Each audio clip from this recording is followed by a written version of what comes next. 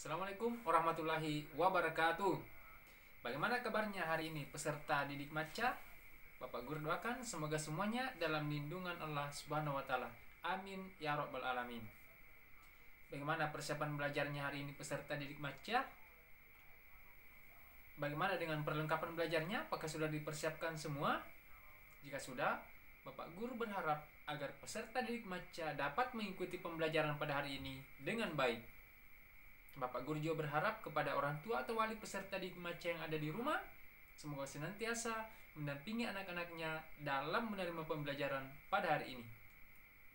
Bersama saya Bapak Supriyadi akan mengantarkan materi pembelajaran pada hari ini, yaitu tema 4, sehat itu penting, subtema 3, cara memelihara organ peredaran darah manusia, pembelajaran ketiga. Adapun buku paket yang menjadi acuan pembelajaran kita pada hari ini adalah buku paket yang diterbitkan oleh Kementerian Pendidikan dan Kebudayaan pada halaman 107 sampai halaman 115. Nah, seperti biasa peserta didik Maca, sebelum kita melakukan kegiatan pembelajaran, mari kita sama-sama berdoa agar kegiatan kita diridhoi oleh Allah Subhanahu wa taala. Amin ya rabbal alamin. Ya, doanya akan dipandu oleh teman kalian berikut ini. Sebelum kita belajar, mari kita membaca doa bersama-sama. Doa dimulai. Bismillahirrahmanirrahim. Rabbi zidni ilma warzuqni fahman. Rabbi syrah li sadri wa yassir li amri wahlul 'uqdatam min lisani yafqahu qawli. Artinya, ya Allah, tambahkanlah ilmuku dan berilah aku karunia untuk dapat memahaminya. Sadaqallahul azim. Amin. Nah, setelah berdoa, Bapak Guru akan memaparkan tujuan pembelajaran kita pada hari ini. Tujuan yang pertama, setelah mengamati gambar kegiatan gotong royong dalam masyarakat, peserta didik Maca dapat menjelaskan pengertian gotong royong dan manfaat gotong royong yang merupakan salah satu bentuk tanggung jawab masyarakat. Tujuan yang kedua, setelah kegiatan membaca bacaan interaksi sosial, peserta didik Maca dapat membandingkan pola aktivitas ekonomi, sosial, dan budaya yang dipengaruhi oleh keadaan lingkungan antara masyarakat yang satu dengan yang lain. Nah, peserta didik Maca, mari kita simak ilustrasi berikut ini. Pagi ini, siswa kelas 5 sedang mengikuti pelajaran tentang pantun. Bapak Guru menjelaskan cara pembuatan pantun. Nah, Bapak Guru menjelaskan bahwa membuat pantun harus memperhatikan sajak dalam pantun. Misalnya, akhiran baris pertama adalah in, maka baris ketiganya juga harus in. Jika akhiran baris keduanya T, maka akhiran baris keempatnya juga harus T. Nah, perhatikan contoh pantun berikut. Jalan-jalan dekat pohon. Nah, akhiran baris pada jalan-jalan dekat pohon adalah in. Nah, tempat indah hijau rumput. Nah, akhir baris dari kalimat yang kedua adalah T. Nah, pada Tuhan kita memohon. Akhiran baris ketiga adalah in. Sesuai ajaran yang kita anut. Ya, akhir dari baris keempat adalah T. Nah, selain itu, hal yang perlu diperhatikan dalam membuat pantun adalah harus memperhatikan amanat atau pesan dan nasihat yang ingin disampaikan kepada pembaca. Nah, berikut ini merupakan contoh pantun yang mengandung amanat ajakan kepada masyarakat yang ikut bergotong royong. Nah, berikut contoh pantunnya. Siang-siang makan buah dondong, rasa takut melihat besarnya ular. Mari kita melakukan gotong royong agar pekerjaan cepat kelar. Nah, peserta didik maca, gotong royong merupakan salah satu jenis tanggung jawab warga masyarakat. Apa sebenarnya gotong royong itu? Nah, untuk menemukan jawabannya, amatilah gambar yang Bapak Guru tampilkan di samping. Nah, silakan peserta didik maca mengamati gambar yang Bapak Guru tampilkan di samping selama beberapa detik.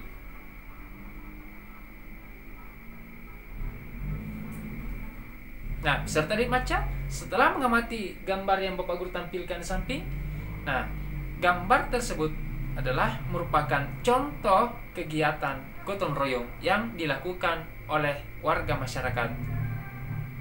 Nah, peserta didik maca setelah mengamati gambar, selanjutnya peserta didik maca akan mengerjakan lembar kegiatan yang pertama.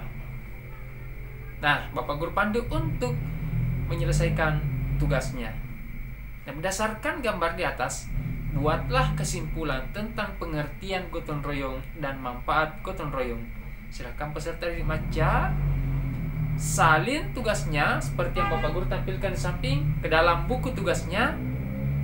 Nah, selanjutnya Bapak Guru akan periksa tugasnya pada pembelajaran selanjutnya. Nah, gotong royong merupakan salah satu bentuk tanggung jawab seseorang sebagai warga masyarakat. Selain itu, juga tercermin dari sikapnya dalam pergaulan di masyarakat. Orang yang bertanggung jawab akan selalu berinteraksi baik terhadap anggota masyarakat lain dalam lingkungannya. Interaksi tersebut memiliki pengaruh besar terhadap pembangunan sosial, budaya, dan ekonomi masyarakat Indonesia. Bagaimanakah bentuk interaksi sosial yang dibutuhkan dalam pembangunan sosial, budaya, dan ekonomi masyarakat Indonesia?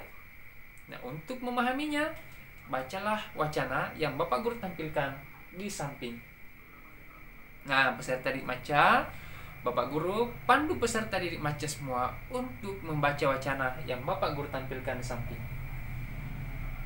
Nah, interaksi sosial merupakan dasar bagi semua aktivitas manusia yang berhubungan dengan orang lain.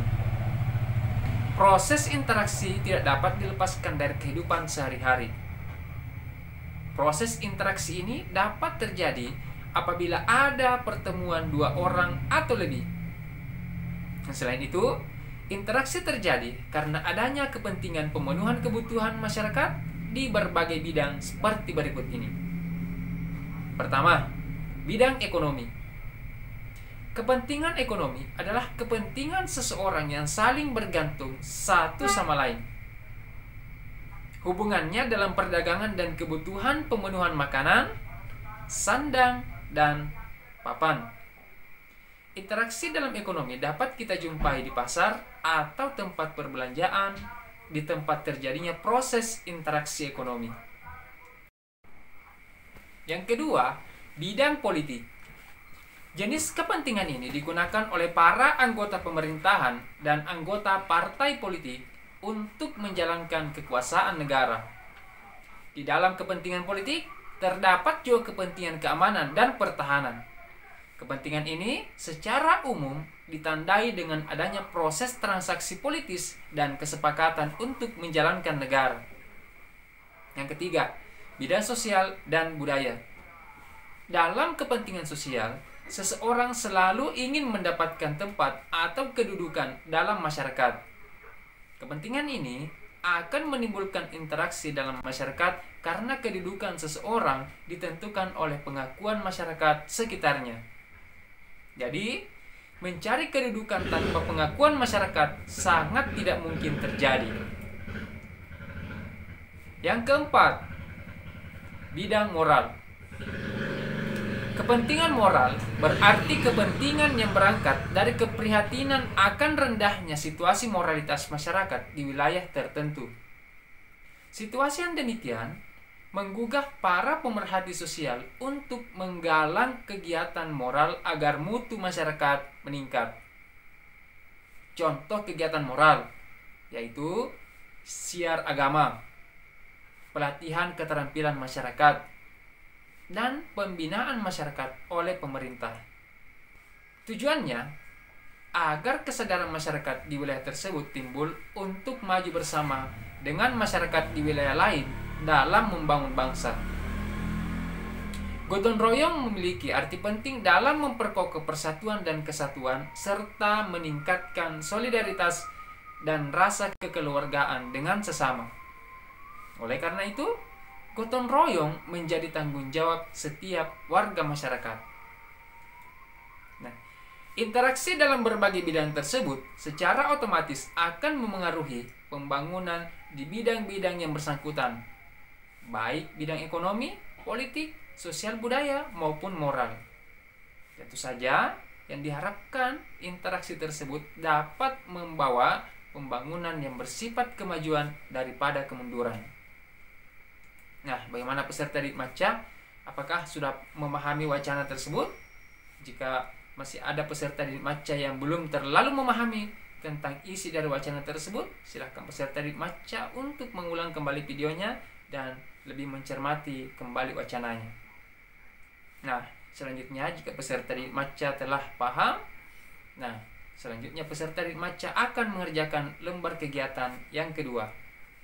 Bapak Guru pandu untuk menyelesaikan tugasnya. Nah, berdasarkan wacana di atas, tuliskan bentuk-bentuk interaksi yang telah peserta didik Maca lakukan. Nah, tuliskan bentuk interaksimu dalam kolom seperti yang Bapak Guru tampilkan di samping. Ya, silakan peserta didik Maca selesaikan tugasnya, silakan dikerjakan pada buku tugasnya, dan selanjutnya Bapak Guru akan memeriksa tugasnya pada pertemuan selanjutnya. Nah, demikianlah pelajaran kita pada hari ini. Semoga peserta didik Maca dapat memahami tentang gotong royong dan interaksi sosial. Nah, Bapak Guru kembali ingatkan kepada peserta didik Maca agar senantiasa memperhatikan protokol kesehatan dengan menerapkan 3M. Yang pertama, mencuci tangan pakai sabun dengan air yang mengalir. Yang kedua, memakai masker. Dan yang ketiga, menjaga jarak serta menghindari kerumunan. Nah, Bapak Guru juga mengucapkan terima kasih kepada orang tua atau wali peserta didik Maca yang ada di rumah yang senantiasa memfasilitasi dan mendampingi anak-anaknya untuk menerima pembelajaran pada hari ini. Nah, akhirnya selamat belajar di rumah, tetap semangat, jaga kesehatan, sampai jumpa pada pembelajaran selanjutnya. Salam Maca. Wassalamualaikum warahmatullahi wabarakatuh.